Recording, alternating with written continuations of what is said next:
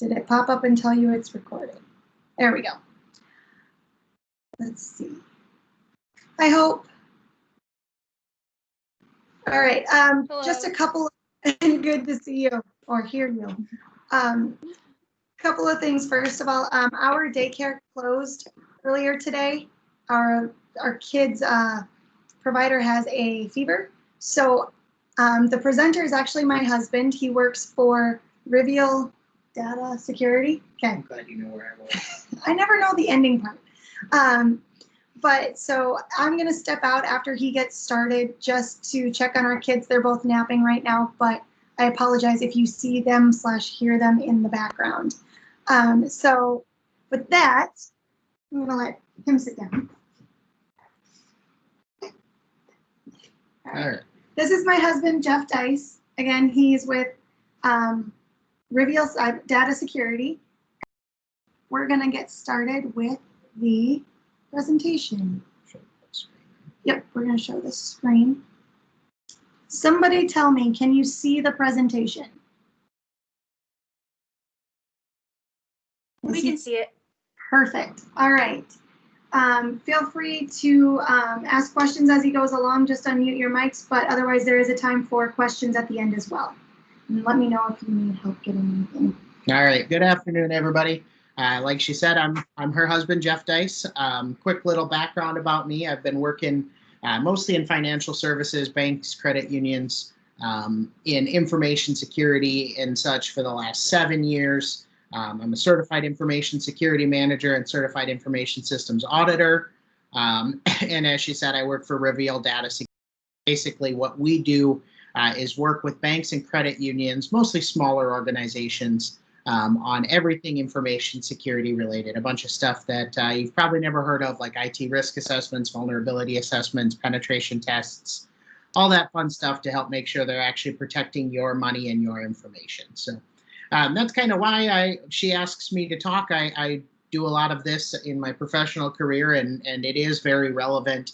You know, as students, you guys are absolutely targets for what I use the generic term bad guys, hackers, whatever you want to call them. I'm sure you're getting phone calls and scam emails all the time. So we're going to talk a little bit about those, some of the different strategies that they use, and go from there. So as you can see, topics today: phishing, passwords, credit security, like around your personal credit, social media, and ransomware. So with that, we'll talk about phishing. So when it comes to phishing emails, there's a few things that we can always use to identify that, yes, this might be a phishing email, things we should look out for right off the bat. So just a kind of a generic list here. The first and most important thing I always tell my clients or my customers to ask themselves: was I expecting this email? If it came out of nowhere, if you weren't expecting it, generic, not targeted, you might just be done right there. You might not have to think about anything else. If you were expecting it, or it's from someone you know, someone trusted, then there's some other things. So again, look at who the email's from. And it's very important to look closely at this. Bad guys are getting really good at spoofing email addresses, spoofing the name and the email address to make it look like it's from a trusted source, putting it from, you know, tracy.dyce instead of tracy.dice. Little tiny things like that that you might not miss. So, or excuse me, that you might miss. So look at that email address, look it over closely, and make sure it's actually the right email address. From there, the next most obvious thing is the grammar and the formatting. You know, that's always very common that it's full of bad grammar, bad formatting. Looks like it was made in 1995 on a bad computer. A lot of times people will ask, well, why is that such a big clue? Especially because I'm pretty sure we all know some broke college kids who would proofread an email for a bad guy just to make a little extra money. And there's actually some evidence to suggest that that poor grammar is on purpose. It's done intentionally, with the idea being that if you read that poorly worded or poorly formatted email and still click the link, still reply, still go to their website, you're more likely to follow through with any other steps that they ask you to take. So they actually kind of try to target less observant or less people that are paying not as close of attention. Again, I already mentioned the bad formatting. From there, we always talk about the greeting and the signature: dear sir or madam, dear student. dear staff member, anything like that is always a red flag. And then the signature. So sincerely, the Amazon team or the Microsoft team, anything like that can be a big red flag as well. Look for things that are to you and from a specific person. Obviously, keep in mind that that's easy to spoof. It's easy to figure out who you are and tie that to your email address, especially if your email is first name, not last name. But that can certainly be a clue. And then also urgent action. The idea here is do this now, do this fast. So there's been research that says most people click the phishing link within about 5 minutes of receiving that email. And after that, they're never going to click it. So the bad guys try to create this sense of urgency. Hey, you're going to lose all your money if you don't do this right away. There's a problem with your social security number. Do this fast. And the idea, again, is to get you to click fast before you really think about it. And then last thing I believe on my list is the hyperlink. So it's very easy. That blue text you always see in emails, that means nothing. All you have to do in the email is right click and edit hyperlink, and you can make it go anywhere. So it might say www.google.com, and it's actually going to go to hackerwebsite.com. So what you can do is hover your mouse over that link. Don't click on it, but hover over it and look where it's actually going to take you. Make sure that's a safe site. Alternatively, just don't click the link. If it says it's a problem with your Amazon account, go log into your Amazon account. They're going to tell you there. If it's a news story, go Google that news story. Just find it another route instead of actually clicking the link. The other advantage to that is bad guys are good at switching out little things that you might not notice. For example, an R and an N next to each other in small print might look like an M. So, you know, they can change the verbiage or the link without really making it look bad. And last thing, I was wrong, text messages. So we are seeing a lot more of this, a lot more spam coming in your text, which everyone I'm sure is excited about. Really all the same rules apply there. Just be careful, know that it is happening. Bad guys are doing it, you know, as well as marketing. So you got to be able to siphon through the spam marketing emails versus the phishing bad messages. I talked about all this, but just kind of some tips and tricks on there as well. You know, if you want to read through those, you can check that in the recording later. Just a couple sample emails here. So with this one, you know, again, they're trying to create that sense of urgency. Someone logged into your PayPal account. Hey, we all have PayPal tied to money if you have PayPal. We don't want people to have access that shouldn't. They've made up where that's coming from. And if you hover over that link, you can see the mouse is hovering over it. It would have not taken you to anything even remotely PayPal. This is one that actually most of the Wesleyan professors got last year. Well, actually, I think it was November of 2018, if the date is accurate. So obviously, you can see it came from Amy Novak, president, Dakota Wesleyan. But if you look at the email address, it's a_novak@my.com. So it's obviously not actually Amy. Like I said, this went to most of the Wesleyan staff, if not all of them. I believe the original email had a link in it, and I actually think a few people might have clicked on it because, hey, that's a great strategy. If the boss emails you, what do? You respond, right? That's a good one to impersonate. So you all probably have at least part-time jobs and a boss. Amy is ultimately Tracy's boss or Professor Dice's boss, and most certainly she would be tempted to click on that. And in 2020, with everyone going remote, COVID, everything being weird, we've seen a huge increase in what we call email credential scams. So this is the webmail login. I'm sure you're all familiar with this. This is where you go to check your email. But this is ultimately just an Office 365 login, and it's linked right on Wesleyan's website. And for a hacker, it would take all of 14 seconds to create this, a spoof page. And we've seen this a ton this year. What they do is they send you an email saying there's a problem, click the link, log in, make sure it's you type your username and password, nothing happens. It doesn't, you know, do anything. But now they have your username and password, they get into your email, they start reading all your messages, potentially finding out confidential information about you, emailing as you, then deleting it from the sent messages, all those kinds of things. So we'll talk about some ways to prevent this in a few slides, but this is incredibly common this year. I've had a ton of banks and credit unions run into this. They spoof this page exactly. It's just the URL will be very little bit different. You'll totally think you're on an Office 365 login when you're doing it. Same, obviously, with Gmail, Hotmail, all of them, they're doing this as well. So definitely be on the alert for that. If they say, again, if they say there's a problem with your email, go to that website, go log in. Don't click the link. Ignore that link altogether. All right, so I included a few videos in here because they say it better or funnier than me. So first thing here is some password security. So I'm going to press play on this. Hopefully you guys can see and hear. If you can't, please let me know.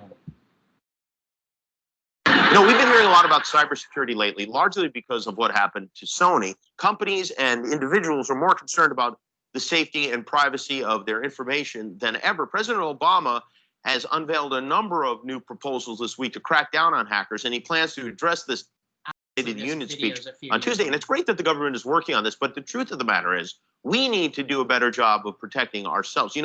The most popular password in the United States is password 123.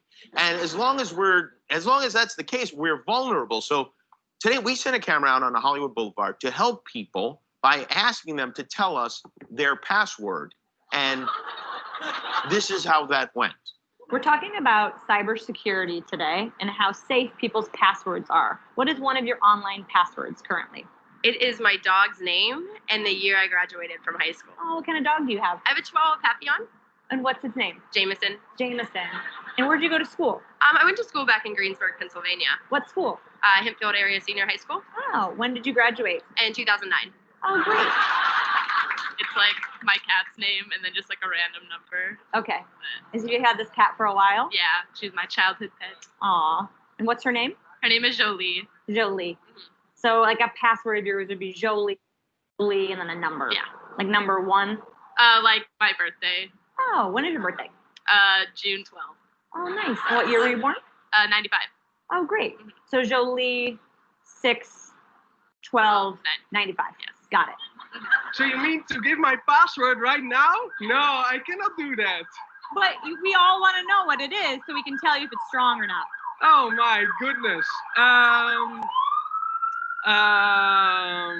Let me think.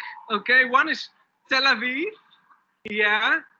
468, and then Israel. It's only 3, but it's for me it's strong enough. Ireland 1 2 3 4. Gemma 1 2 3. GEMMA. Well, most of them are Italian. Oh, beautiful. Yeah. Like what's a good Italian password? My grandma's name. What's your grandma's name? Maria. Maria. So Maria is your password? Oh yeah, now you know my password. Oh yeah. Yeah. Well, the important thing is they learned a terrible.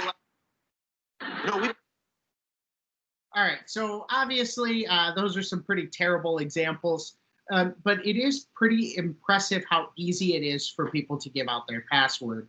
And if you think about it, when you start really looking at your password use, it's kind of the keys to your life, right? It's the key to your email, sure, and that's maybe not that critical to you at this point, but your online banking, your credit card, your student loans, all of those different websites that you have might have a password like Gemma, spelled Gemma, and that's obviously not great security. So it's important for you to think about that. Obviously, that video is a few years old, but if you go look, he's done that a few times. And they're all pretty good. That one's just the funniest and also the most appropriate version.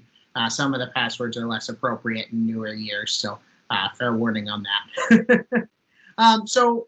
When we talk about creating a good password, the standard recommendation for most of my life and probably most of your life has been something like 8 characters, up or lower, special, throw a number in there, make it totally random, basically just peck the keyboard and make it nothing that you might ever think. And what we've discovered recently over the last couple years is that that's terrible. That's really a bad way to make a good password. What happens is we've made you create this 8-character, totally random password that's impossible for you to remember. So you either make it weak, you reuse it across all kinds of different sites, or you write it down and never change it. If you do have to change it, you do things like summer 2019, fall 2020, winter 2020, and you just change one word or make it 2021, 2022, and really keep reusing the same password. Bad guys have obviously figured that out. They've also figured out things like replacing A with an @ I with an exclamation point, all those kinds of things. And they try that now in their brute force hacking tools. So what we have really found out is length is the most important criteria when it comes to password security. The longer you can make it, the better. So now when I sit here and say make a 20-character password, you go, well, how am I supposed to make 20 random characters? Stop thinking about it as random characters. Type a sentence, type a phrase, type, my favorite color when I was a child is, and put a color in there. Something totally random, but a sentence like that, you can include spaces on most systems. That counts as a special character. So you can literally type a sentence and it's all of a sudden 15, 20, 30 characters long. It's easy to remember and really a lot easier to type than some of those random 8-character passwords. I kind of mentioned this already, but really think about reuse. The more you reuse your password, the more easy it is to steal your entire life. We've seen this numerous times where people will use the same password for Twitter, Facebook, online banking, all of those things. And bad guys do try that. When they get one password, they'll go to all those websites. So if it's breached once, it's breached everywhere. I mentioned the complexity, but make sure you always include the maximum that the password will allow. The best is number, special character, uppercase, lowercase, all 4 of those criteria. Not all systems will accept that, but the best that you can in that system. And really, people are bad with their phones. We use things like 1234 or 0000 as our passcode on our phones. Again, that has your entire life on it. It's got pictures with GPS tags on it. It's got, credentials saved to online banking apps and all these kinds of things. So you want to be smart with the phone security too, especially with modern smartphones. Almost all of them have biometrics unlocked. So put a strong password behind that. If you have to type it once a day, if that, why not make it 8, 10, 12 characters? It's not like you're doing it every time you unlock your phone. Obviously, 2020 being a slight exception if you have face unlock, because face masks kind of put a damper on all that, but still think about the password length. And multi-factor authentication is another exceptionally strong security tool. And this is the prime way to beat that Office 365 hack I talked about a few slides ago. So when it comes to logging into something, we call multi-factor authentication 2 of 3 possible ways. So when you talk about credentials, there's 3 possible things that you can use to log in. Something this is the most common. This is your username, your Jeff.Dice or JDice or whatever.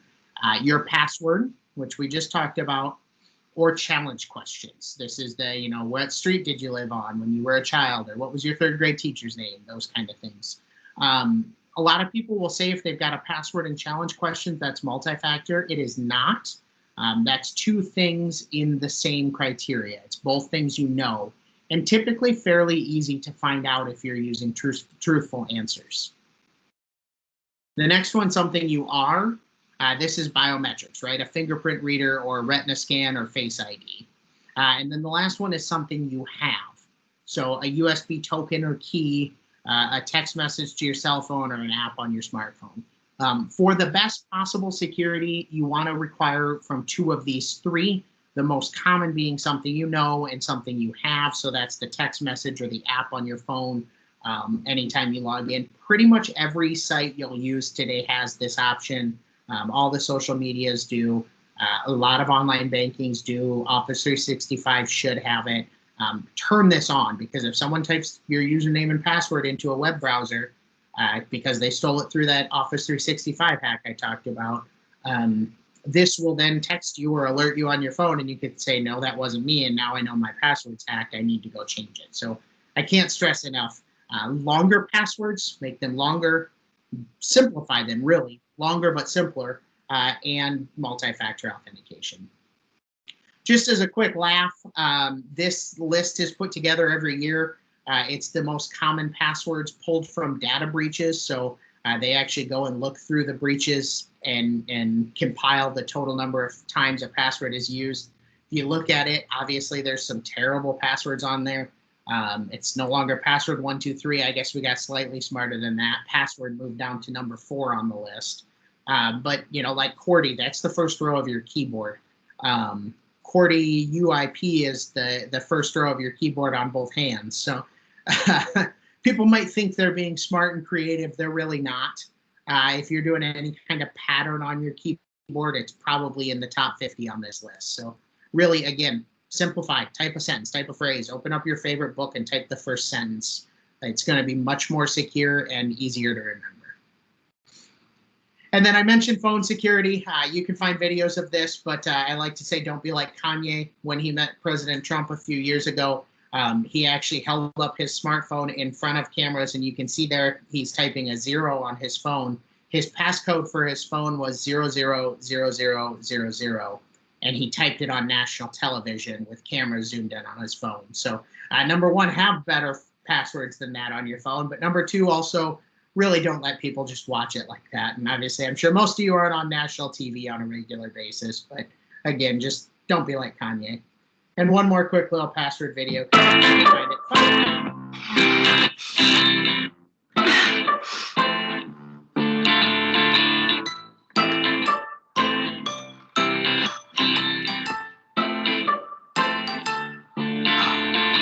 I thought I meant something to her.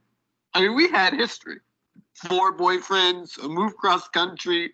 I was there through it all. I mean, doesn't that mean anything? No. She just passes me out to all of her friends like I'm some kind of Netflix password. Thank you for sharing. Oh boy. Okay. Thank you for sharing Bonsai 93. Okay. Yeah, I'm okay. Okay. Anybody else? Oh, wonderful. Wow, you're very pretty. Hi, I'm Bob. Hi, Bob. I mean, who uses their own name as a password? Bob. I'm so easy to guess. It's like he's not even trying. Thank you, Bob. Oh, wonderful. Hello, everyone. I'm capital P at 55, capital W 0, lowercase r, capital D. Hi, capital P at 55, capital W 0, lowercase r, D. Okay, yep. I'm actually jealous of you, Bob. At least he knows your name. I'm so complicated that she doesn't even bother to memorize mine. Log in, reset password. It's like every time she turns on the computer, it could be my last. Well, you know what? Complexity can be great. Yeah, maybe if it was 1997. Length beats complexity. Everyone knows that. This is a safe space. You don't need to. Sorry. Thank you. Reminder for next time, we don't yell in this room. Remember, I know it doesn't feel this way, but Passwords matter. I don't know what you guys are doing after this, but I got a gift card to Chili's. Quesadilla explosion salad, anybody? It's fun. It's a salad, but they put quesadillas in it. Passwords matter. So there's another version of that video that I'll mention but not show because it's specifically not safe for work. It's quite a bit funnier, but it definitely has inappropriate language in it. So Tracy told me I couldn't show it. All right, so I know that you've talked a bit about financial literacy, obviously, in this class. You've talked about credit and credit scores, at least to some extent. I don't know what exactly at this point, but just a couple things from a security perspective to definitely think about. In 2019, there were over 1,400 data breaches in America that we know of. And I stress that last part because the average data breach in America lasts for 6 months before the IT staff can find it and stop it. So bad guys are on the network for a very long time on average searching things. So there's probably actually more active ones we don't know about. And most of those and the vast majority of breaches, they're going after social security numbers. So if you know anything about credit, you know that that's the key to your financial kingdom. It's your credit score, all of that. And so it's very important to monitor that, pay attention to that, keep that secure. And some very simple basic steps can happen to do this. First off, monitoring, like I said, Credit Karma, Privacy Guard, LifeLock, all of these things are reliable sources. The good is they'll let you know if someone's trying to take out credit in your name. The bad is they're reactive, not proactive. So by the time you get an alert from these systems, you've already typically been breached. But at least you'll know right away and you can take action to stop it. And they are quite effective. I used one of those, and when we applied for our mortgage, I got an email and a text message within like 5 minutes of them doing it. So they're very good, and I do encourage that. The best thing, though, is what's called a credit freeze. This might be tough for college students because you're probably applying for student loans every year or every semester. I don't know how that works exactly. It's been a while, but credit freezes actually lock your credit. So when a bank or credit union or someone goes and tries to pull your credit, it won't give them any information. And it essentially stops any identity theft from a financial perspective in its tracks. They won't give you a loan at all because it's frozen. These are free. They used to be expensive, but Equifax, the one good thing that came out of that data breach, is the federal government passed a bill to make these free nationwide. You do need to do it at all of the major credit bureaus, Equifax, TransUnion, Experian, and there's a few smaller ones you may want to. And you can temporarily thaw. So if you know you're going to apply for loans next week, you can go through and thaw at those credit bureaus for a 2-week period, do your loans, and then it'll freeze again at the end. But that's really the best security you can do. And I could do an entire presentation on that. I'm not going to because obviously we have better things to do with our lives. But if you do want to learn more about it, Krebs on Security, Brian Krebs, Krebs, no relation to the cybersecurity person in the news for the election stuff recently, but also a cybersecurity person, has a great series on his website about credit freezes and credit monitoring and all of that. And I would encourage you to check it out. Brian Krebs is actually the person who was kind of the first to report on the Target breach a few years ago. He's really constantly monitoring the dark web and looking for attacks and breaches and commonalities, and often lets businesses know they've had a breach before they know it. So interesting website to follow if you care at all about that kind of stuff. When it comes to social media, I'm sure you all use something: Twitter, Facebook, Instagram, I don't know, whatever you young kids are using now. But what you post online absolutely matters. I know you've heard this. I'm sure you're being told that in some of your business classes. But I just have to remind you of this. At our company, when we look to hire someone, one of the first things we do is go to Facebook, go to Twitter, look at what they're posting.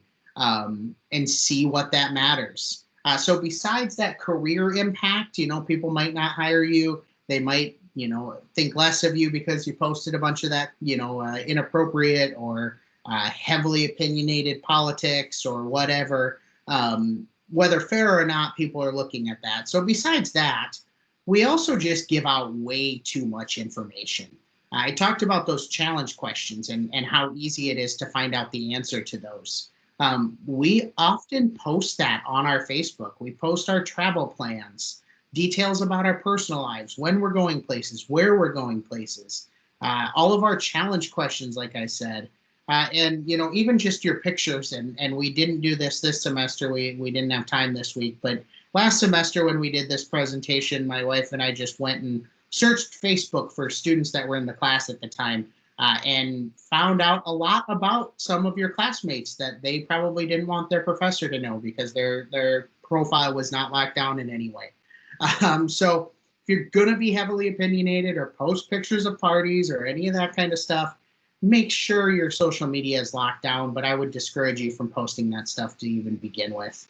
And this we've seen a lot in 2020, where are you from? Favorite color? First pet's name form that people always, what the heck? I'll fill this out, and they share it around their Facebook. You can see the answers on this one. Stop giving people your personal info to guess your passwords and security questions. Those are a lot of the famous security questions, right? Favorite teacher's name, mother's maiden name, favorite color, street you grew up on.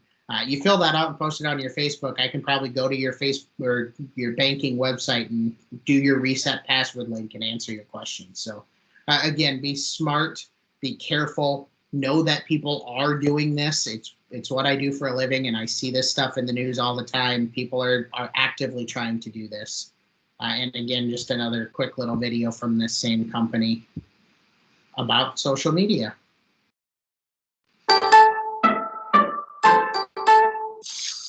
Hopefully that's still showing. Big congrats, Todd. Thanks. Tim, Carol's husband's cubicle mate. Right, yeah, of course. Huge promotion, huh? Yeah, I'm really excited. How did you know I got promoted? LinkedIn. We're connected? Oh, yeah. Oh, yeah. And how sweet was Sasha to take you to La Scala to celebrate? Oh, her Instagram pics of the gnocchi with all the shaved truffles. It just looked so good. Oh, yeah. You follow my wife? Well, yeah, you tag her and everything, so it'd be rude if I didn't. How does she like her new Zumba place? You guys getting your bods in shape for Mexico? I saw your Facebook post. I was like, my goodness, you got to take me with you. I got to take this, okay? Is that Hunter? Ask him how he liked the T-Swift concert the other night. His snaps from the show, they were just incredible. # jelly. You know my kid? Yeah, I like to think I know him pretty well, actually. He makes the best posts on Snapchat. Is it on Snapchat? Oh, and he was a little upset that he didn't get a T-shirt the other night, so... Medium, I'll let you be the hero. Good to see you, buddy. Steven!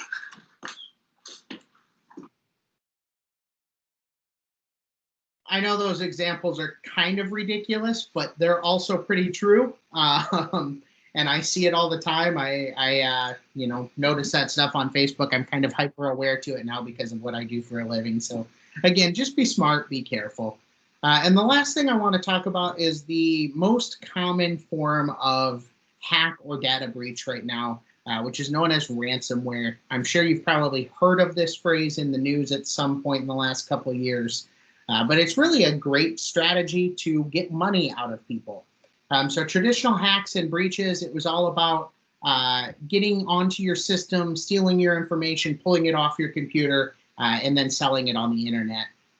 What they've really changed to now is what's called ransomware. So you click the link, you go to their website, and they encrypt your entire hard drive. So for a college student, all of your papers, all your presentations, everything that you're working on for school, all of that's now locked down. You can't touch it. And then they say to you, you want that stuff back, pay us $300 and we'll give you the key to unlock it. 300 is the average. It goes up or down a little bit depending on the specifics, but that's the average. Pay us $300, we'll give you the key, you can get all your stuff back. And so it's a very effective system because you really have when this happens. If you fall for it, you can lose all your data. There's very few versions of this that can be decrypted. And if you can find someone to do it, you'll spend a lot more than $300. You can pay the ransom, which we strongly discourage. You don't want to pay them because one, there's no guarantee they'll give you your stuff back. And two, you're just furthering the cause, right? The more people that pay, the more they keep doing this. And then the last one, the option you really want is restore from backup. If you aren't backing up your stuff and you fall victim to ransomware, you're very likely never going to see it again. Pictures that are saved on your computer, files, personal documents. Some ransomware does steal the data. A lot of it doesn't, but they're starting to steal more because people aren't paying the ransoms. So, any of that might be released. If you have personal pictures, things you don't want showing on the internet, that might all get out. But again, that option is really your best security, besides don't fall for the phishing email in the first place, is to back up. So for you guys, you can do free things like OneDrive with Microsoft, Google Drive, all those different sites. You can pay for it. There's a lot of legitimate websites that do not cost very much money that'll back up your entire computer once a day or once a week. But I can't stress this enough. If you're not backing up your important information, it's very likely you're going to lose it. You're going to be in a tough spot. So again, just make sure you're doing something to protect your information. And that is all I have. So anyone have any questions, anything they want to chat about? You've just been standing outside the door listening to me? No, I was checking on our kids and I heard you say that's all.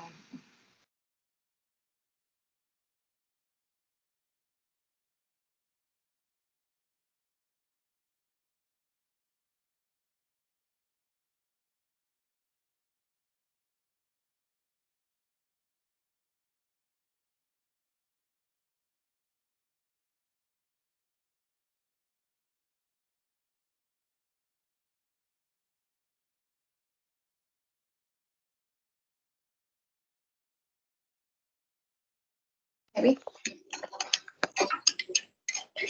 Hey guys, sorry, my computer apparently died. So we're on my phone now. Do any of you have any questions for Jeff?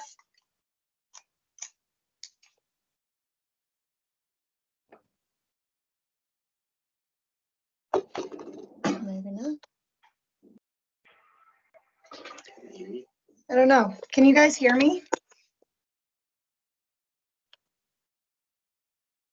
We can hear you. Okay. Well, if you don't have any questions, feel free to jump off. Thank you guys for attending. If you do find that you have any questions that you think of later, feel free to send me an email and I can always ask and get back to you. Thanks for coming, guys.